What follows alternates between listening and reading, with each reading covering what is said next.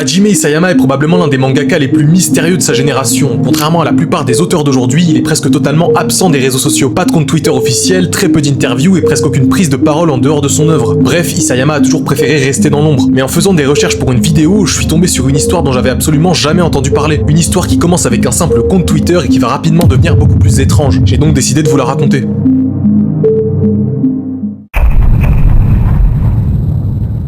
Tout commence en 2013, à cette époque l'attaque des titans est partout, le manga est un phénomène au Japon, l'anime est à ses premiers mois de diffusion et connaît un succès mondial. Et comme à chaque fois qu'une œuvre explose, les fans veulent en savoir plus sur son créateur. Le problème c'est qu'Isayama est presque impossible à suivre. Il ne partage quasiment rien de sa vie, communique très peu et n'a surtout aucun compte Twitter officiel. Alors forcément, lorsqu'un compte prétend lui appartenir, il attire immédiatement l'attention. Ce premier compte s'appelle sobrement Hajime-Isayama, son pseudo est crédible, son nom correspond parfaitement à celui du mangaka et, pendant un temps, beaucoup de fans pensent avoir enfin trouvé le véritable Twitter d'Isayama. Mais cette illusion ne dure pas très longtemps. Face aux rumeurs qui commencent à prendre de l'ampleur, l'éditeur d'Isayama intervient directement. Ils mettent les choses au clair, ce compte est complètement fake. Il ne s'agit pas du créateur de l'attaque des titans, mais simplement d'une usurpation d'identité. Et à ce moment-là, l'histoire elle semble déjà terminée. Les fans comprennent qu'Isayama n'a pas de compte Twitter public et passe à autre chose. Enfin, presque. Parce que pendant que tout le monde regardait ce faux compte, un autre profil passait complètement sous les radars. Un compte qui n'utilisait pas du tout le nom d'Isayama, qui ne prétendait jamais être lui et qui semblait au premier abord totalement anodin. Pourtant, c'est ce compte-là qui allait alimenter l'une des plus grandes théories de la communauté SNK. Pendant plusieurs mois, ce deuxième compte passe complètement inaperçu. Contrairement au compte fake dont je viens de vous parler, celui-ci ne cherche jamais à attirer l'attention, il n'utilise pas le nom d'Isayama,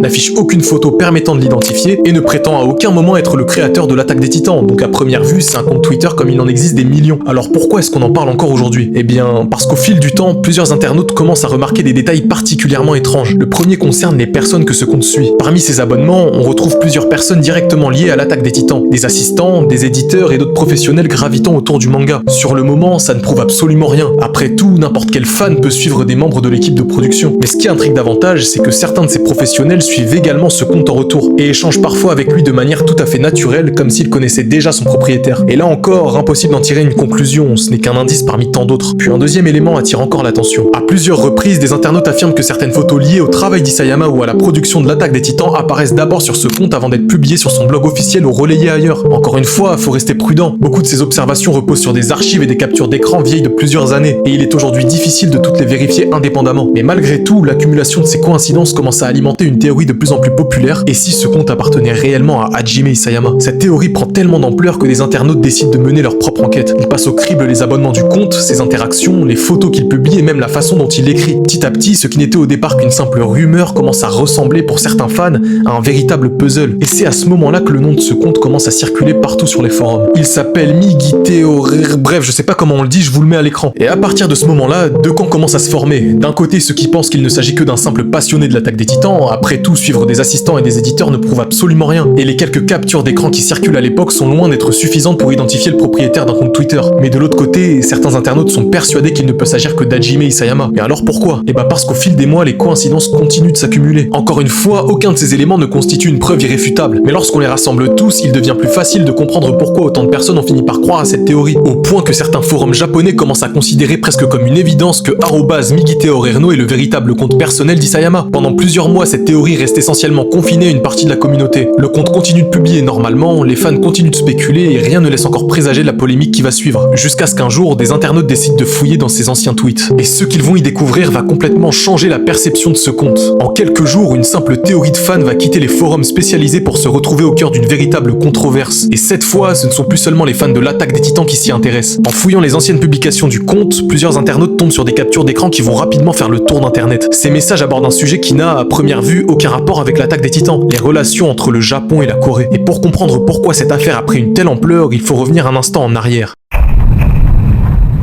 Entre 1910 et 1945, la Corée est colonisée par l'Empire du Japon. Cette période est encore aujourd'hui l'un des sujets les plus sensibles dans les deux pays. Travail forcé, répression, effacement de la culture coréenne, les blessures laissées par cette occupation sont toujours présentes dans la mémoire collective. C'est dans ce contexte que plusieurs tweets attribués au compte de Migiteo commencent à être partagés. L'un d'eux évoquerait notamment Yoshifuru Akiyama, un général japonais ayant participé à plusieurs conflits au début du XXe siècle. Le message laisserait entendre que son image aurait été injustement déformée et qu'il aurait joué un rôle plus positif que celui retenu par une partie de l'histoire. À lui seul, ce tweet suffit suffi à provoquer une vague d'indignation. Mais ce n'est pas uniquement à cause de son contenu. Quelques mois plus tôt, les lecteurs avaient déjà remarqué qu'un personnage de SNK, Dot Pixis, vous le connaissez, ressemblait fortement à Yoshifuru Akiyama. Isayama avait lui-même expliqué s'être inspiré de ce général pour créer son apparence et certaines de ses qualités de commandement. À l'époque, cette inspiration avait déjà suscité des critiques, notamment en Corée où Yoshifuru Akiyama reste une figure extrêmement controversée. Alors lorsque ces captures d'écran commencent à circuler, beaucoup d'internautes font immédiatement le lien. Pour eux, si @Migite Orerno est bien Hajime Isayama, ces tweets ne sont plus de simples opinions publiées par un inconnu. Ils deviennent les opinions personnelles du créateur de l'attaque des Titans. Et c'est précisément à ce moment-là que l'affaire dépasse complètement les frontières de la communauté SNK. En l'espace de quelques jours, l'affaire prend une ampleur totalement inattendue. Et ce qui n'était au départ qu'une discussion entre quelques internautes va quitter les forums spécialisés et va commencer à être relayé par plusieurs blogs, puis par des médias sud-coréens. Très vite, les captures d'écran sont présentées comme les publications du créateur de SNK. Sur les réseaux sociaux, les réactions se multiplient. Certains internautes appellent au boycott de l'œuvre et d'autres accusent directement Hajime Isayama de défendre une vision révisionniste de l'histoire japonaise. Et à l'inverse, une autre partie de la communauté demande à faire preuve de prudence. Non pas parce qu'elle défend le contenu de ses tweets, mais parce qu'une question essentielle reste sans réponse. Est-ce qu'on est seulement certain que ce compte appartient réellement à Hajime Isayama? Et c'est probablement l'aspect le plus frustrant de toute cette histoire. Malgré les nombreux indices qui circulent depuis des années, aucune preuve officielle n'a jamais permis de confirmer que Migite Orerno était bien le compte personnel d'Isayama. Ni Kodansha, ni son éditeur, ni Hajime Isayama lui-même. Personne n'a confirmé publiquement que ce compte lui appartenait. Autrement dit, toute cette controverse repose sur une hypothèse que beaucoup considéraient comme évidente, mais qui n'a jamais été démontrée. Est-ce que cela signifie que ce compte n'était pas le sien? Bah pas forcément. Mais l'inverse n'est pas vrai non plus. Les éléments qui ont convaincu une partie de la communauté restent avant tout des indices, pas des preuves. Et c'est précisément ce qui explique pourquoi plus de 10 ans après, cette affaire continue encore de diviser les fans de l'attaque des Titans. Pour certains, il ne fait quasiment aucun doute que Migite Orerno appartenait à Isayama, et pour d'autres, il est impossible d'accuser quelqu'un sur la base de captures d'écran et de coïncidences, aussi troublantes soient-elles. Et au final, ce n'est peut-être pas le contenu des tweets qui rend cette histoire aussi fascinante. C'est le fait qu'après toutes ces années, la question qui a déclenché toute cette polémique reste exactement la même qu'au premier jour. À qui appartenait réellement ce compte Twitter? Aujourd'hui, plus de 10 ans ont passé, l'attaque des Titans est devenu l'un des mangas les plus populaires de tous les temps. Hajime Isayama a terminé son œuvre et cette histoire est à peu près tombée dans l'oubli. Pourtant, lorsque l'on fouille les archives d'internet, on retrouve encore des dizaines de discussions, d'anciens articles et de forums où des internautes tentent de reconstituer ce qui s'est réellement passé. Et le compte